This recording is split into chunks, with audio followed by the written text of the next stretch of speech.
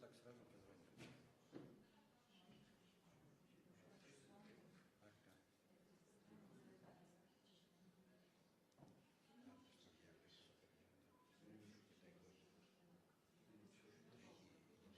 Пока.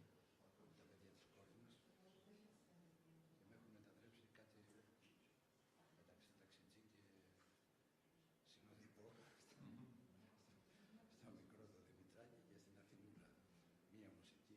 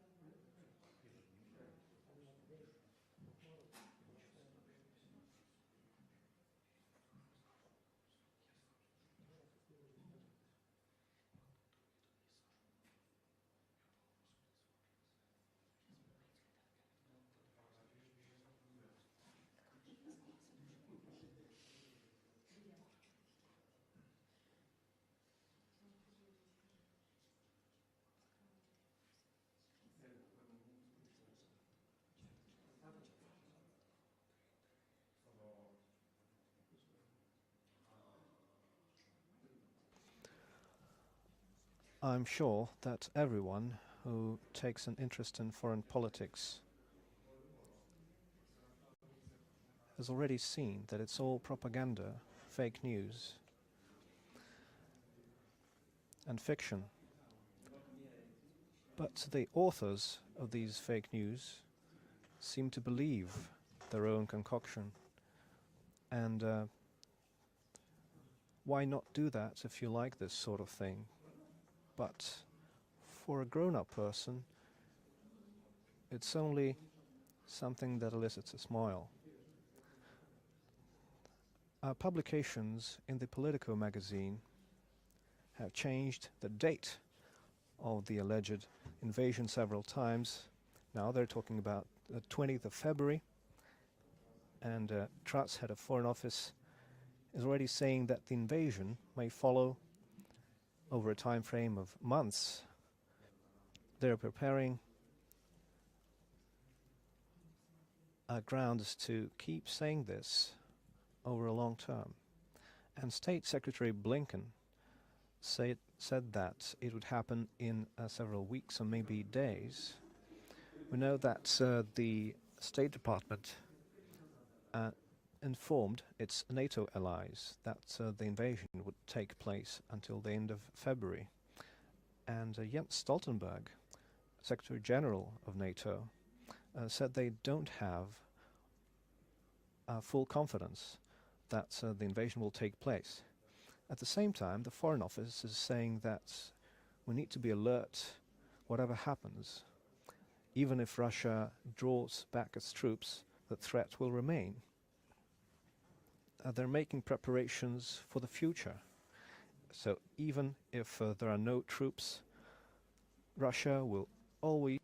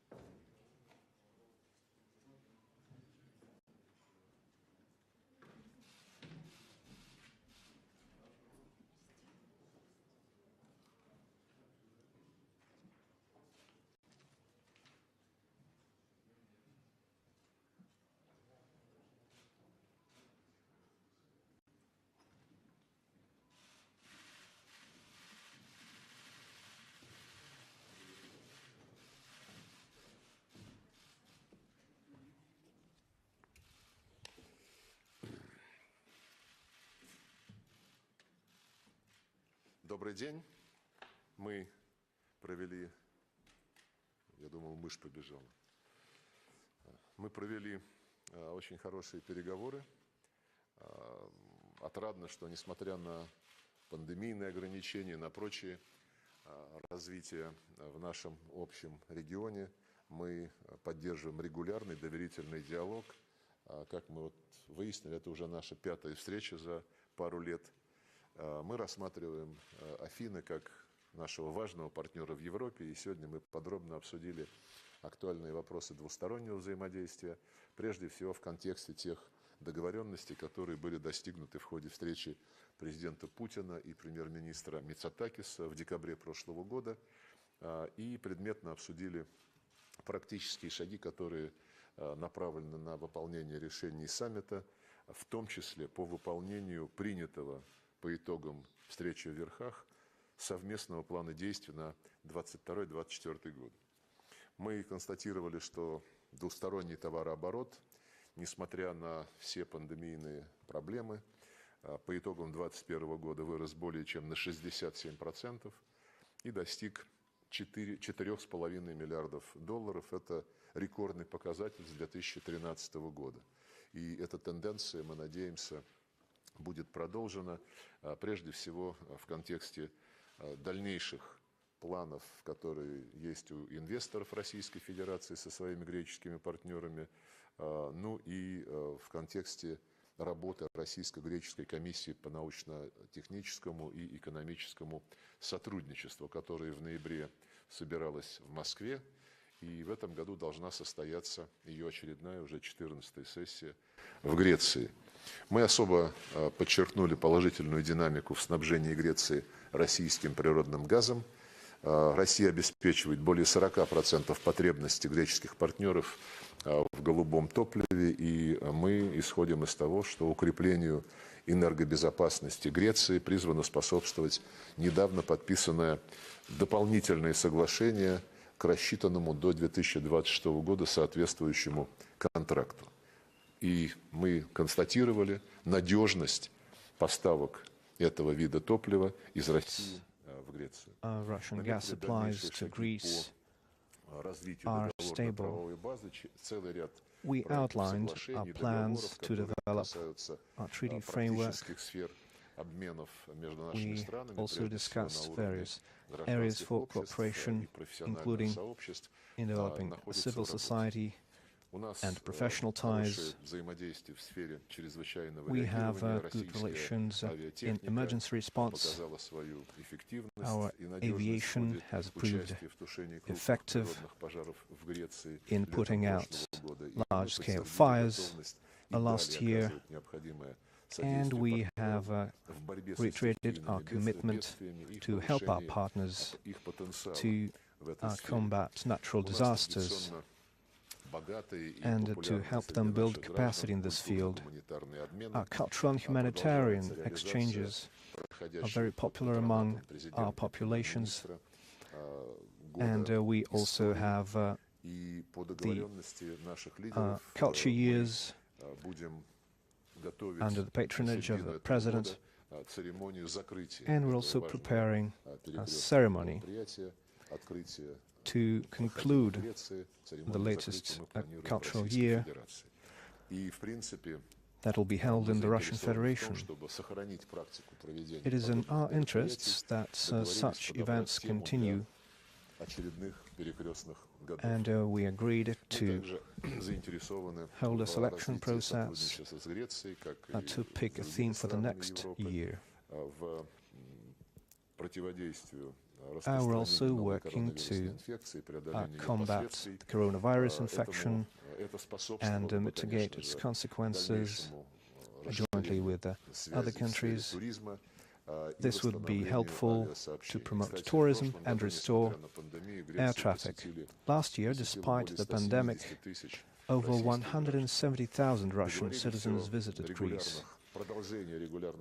We agreed to continue the contacts between our foreign ministries. We have a plan of consultations. We discussed the European situation, especially with regard to the problems that are now being discussed as part of the Russian initiative to adopt security guarantees and the principle of indivisible security in line with principles adopted at OSCE level and the commitments that our NATO and EU partners are not ready to commit to in full, the principles that require countries to abstain from strengthening their security to the detriment of other countries. As you know, we have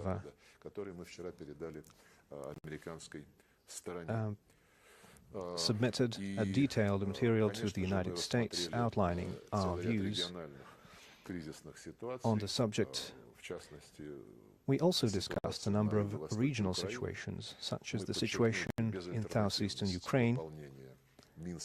We stressed that the Minsk agreements must be implemented in full,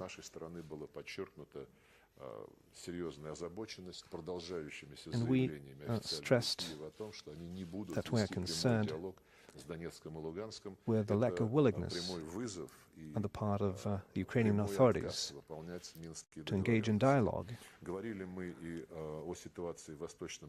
and a refusal to implement the Minsk agreements. We spoke about the Black Sea situation, the Cyprus, the situation in North Africa, and Transcaucasia and Western Balkans. We value these opportunities to compare notes and to find avenues for progress on various conflict situations. So these talks were very fruitful, and I'm grateful to my counterpart and to his delegation. Now I give him the floor. Αγαπητέ Σεργέη, ευχαριστώ πολύ για την πρόσκληση. Dear Sergei, I'm grateful for the invitation. I appreciate it very much, extending this invitation to visit Moscow, especially in the current circumstances. Our common goal is to preserve peace, safety, and stability in Europe. If I may, before speaking about the security in Europe, I would like to talk about historical ties that unite to our countries. I would like to underscore that just the other day, we celebrated the anniversary of outstanding your predecessor, the first president of Greece, ruler of Greece, Ion Kapodistri. We never forget about the contribution of Russia in our struggle to get independence, in our struggle for freedom. We fought together during the World War II against Nazism, and Greece had suffered a lot of sacrifices. About a million of human lives were lost during that war, and today we talked about developing our bilateral ties at the meeting of Prime Minister of Greece and President Putin, and adopting the joint program of activities for 2022-2024. We emphasized the work in a lot of important areas such as the energy sector, tourism, fighting the pandemic. We turned to Russia to help us to start charter flights, and we also agreed on continuing our bilateral relations and political dialogue, to continue political dialogue at all levels, to discuss all kinds of matters at all kinds of levels. Mostly, we talked about the international agenda, and we have said that on a number of occasions that the Greece policies are based on fundamental principles and values, on international law, including the norms of the sea law, prohibition on or threatening to use force against territorial integrity and sovereignty of any state, respect of the national sovereignty, human rights protection, and of course, fulfilling all the obligations that were assumed by a state. So we adhere to the UN Charter, Helsinki Act, Paris Charter of 1990, European Security Charter of 1999, and other founding documents that serve as basic principles of European security, and these principles are comprehensive for us, and Greece respects these principles and adheres to it, and more than that, Greece being a member of the European Union, of NATO, of OSCE, respects and fulfills all its obligations in full. I would like to emphasize that the European Union stands united, and Greece contributes an important part into its development and progress. Obviously, for the last 70 years, we know what coalition Greece is part of, but it doesn't prevent us from strengthening our ties with Russia. In a few months, we are going to celebrate 20th anniversary since the Russian NATO Council was established,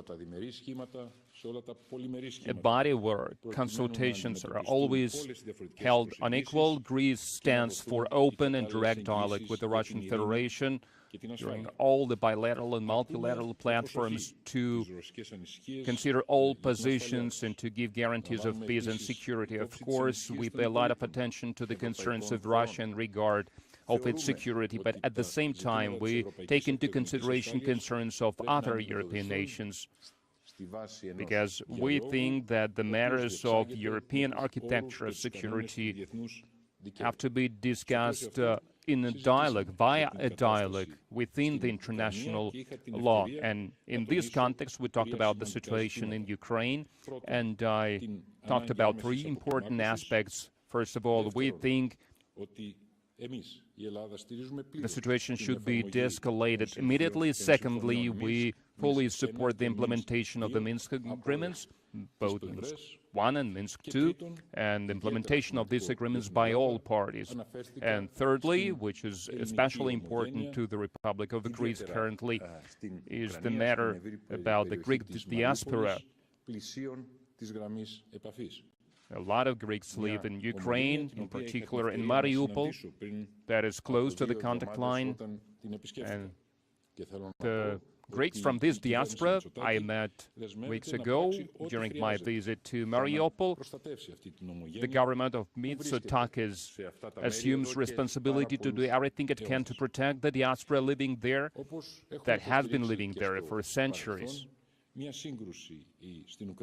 At the same time, on a number of occasions, we stated that in the recent past, an overall conflict in Ukraine could have no winner, because all of us will lose as a result of this conflict. And today we also talked about the situation in the Eastern Mediterranean area and the Aegean region, Cyprus, Transcaucasia, Middle East, North Africa.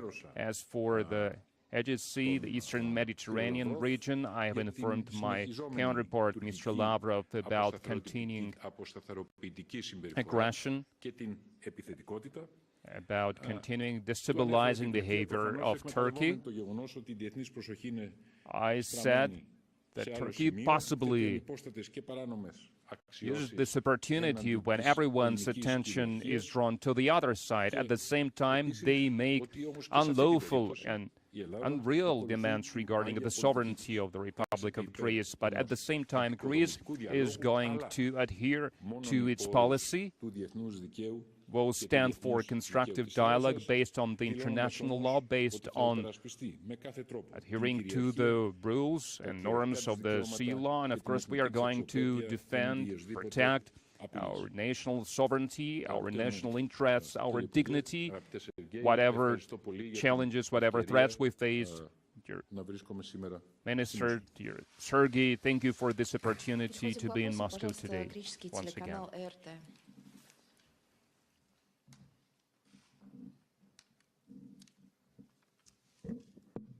Χαίρομαι Τζανετάκος από ΕΡΤ. Μία ερώτηση για εσάς, κύριε Δένδια.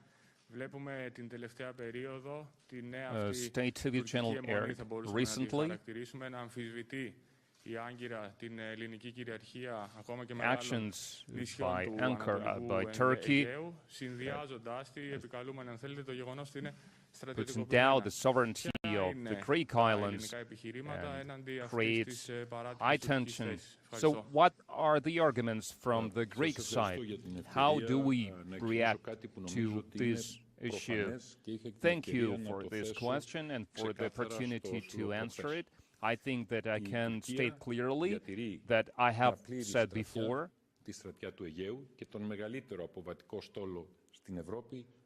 Turkey, I would put it this way, they are combat ready. As for the contact line,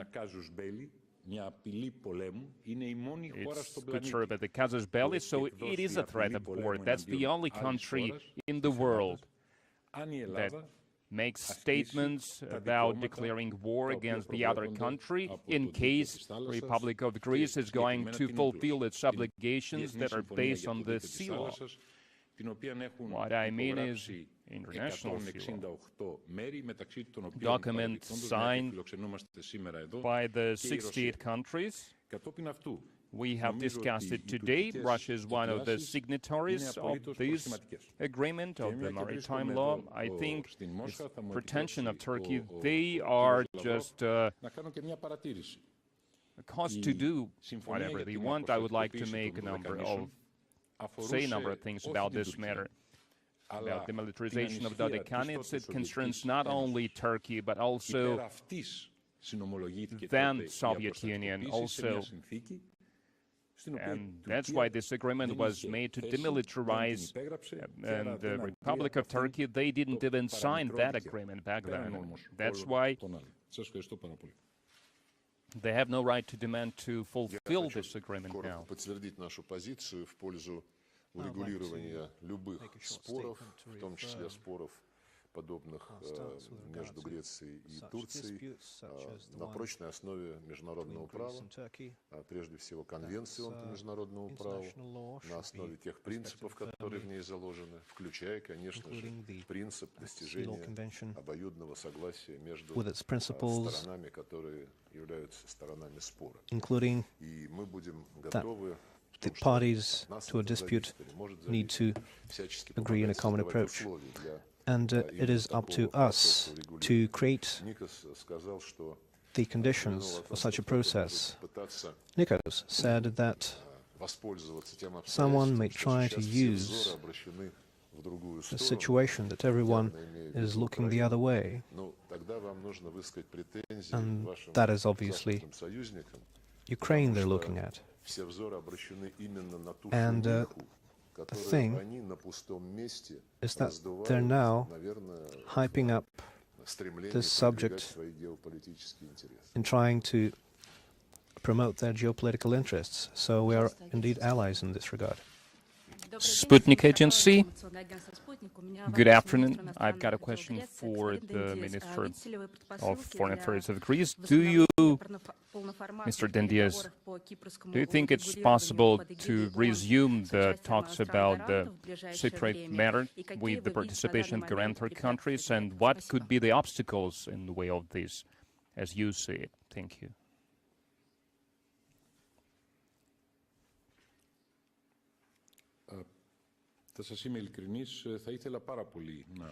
I have to be frank. I would like to see these talks resumed, the conversation about Cyprus, but in what context? Within the context of implementation of the resolution of the UN Security Council. This is the framework where we should work. That's how the Cyprus matter has to be resolved, because all the decisions about two-zone Cyprus was made. Unfortunately, Turkey demands to recognize the Turkish community of the northern Cyprus. They want to see this community to become independent before even the talks, even before negotiations start. That's unacceptable. That's inconsistent from the point of view of international law. And as I have said, I hope there will be some changes in the Turkish position, Turkish stance, so that we could relaunch these negotiations. So everything you ask me, you are well aware that Russia is a permanent member of the Security Council of the UN. They participated in making these resolutions, in adopting these resolutions that we are basing upon. The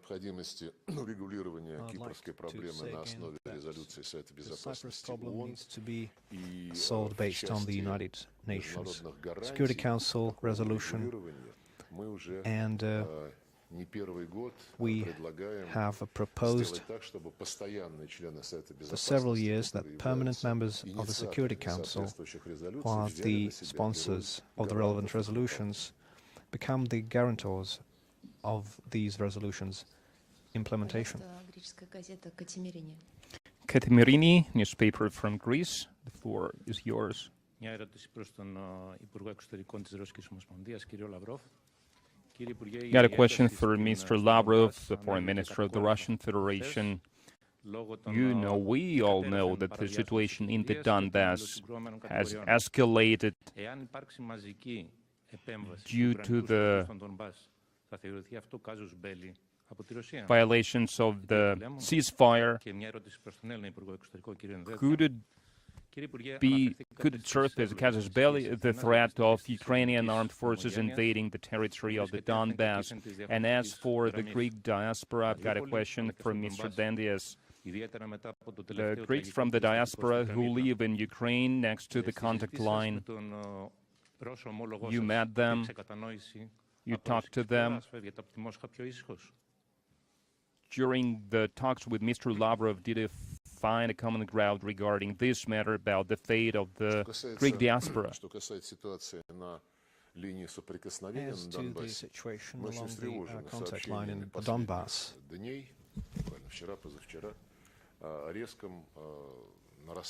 yesterday we heard that shooting has intensified using weapons banned by the Minsk Accords, and it's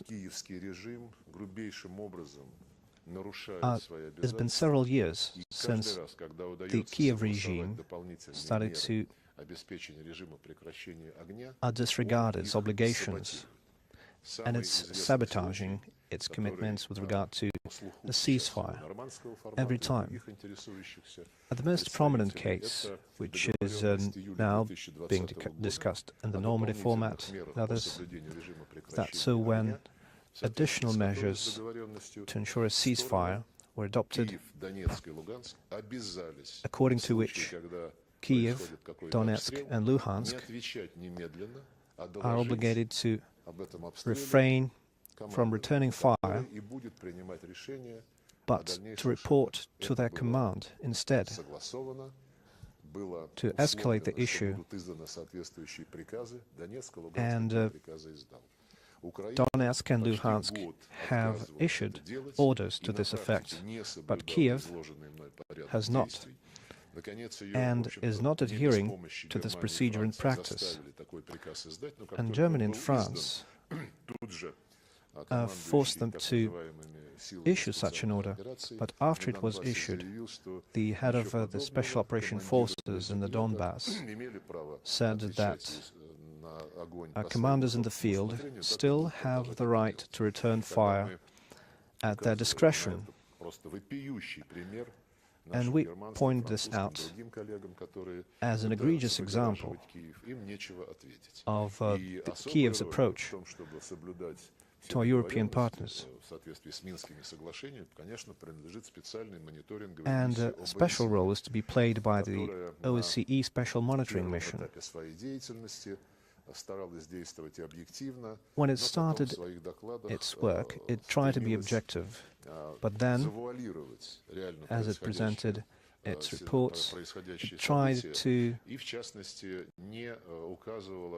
mask it over that the violations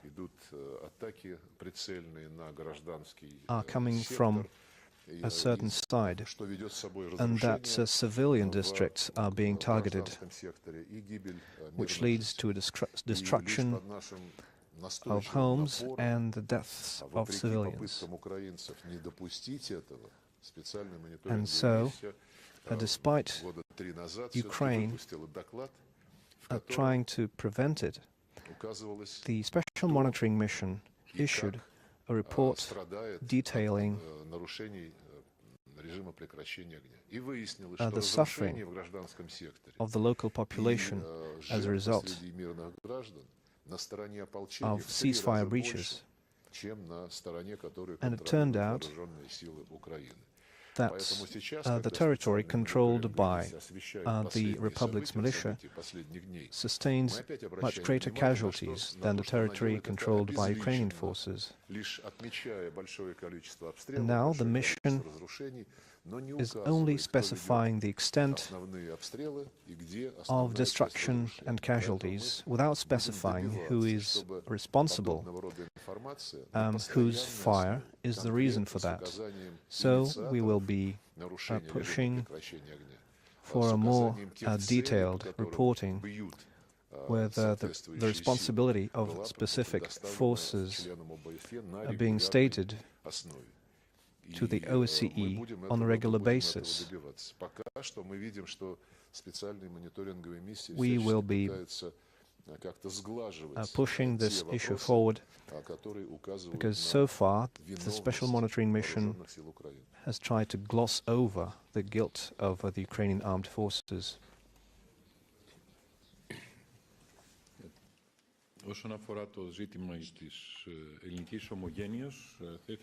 As for the Greek diaspora in Ukraine, as I've said a couple of weeks ago, I visited Mariupol.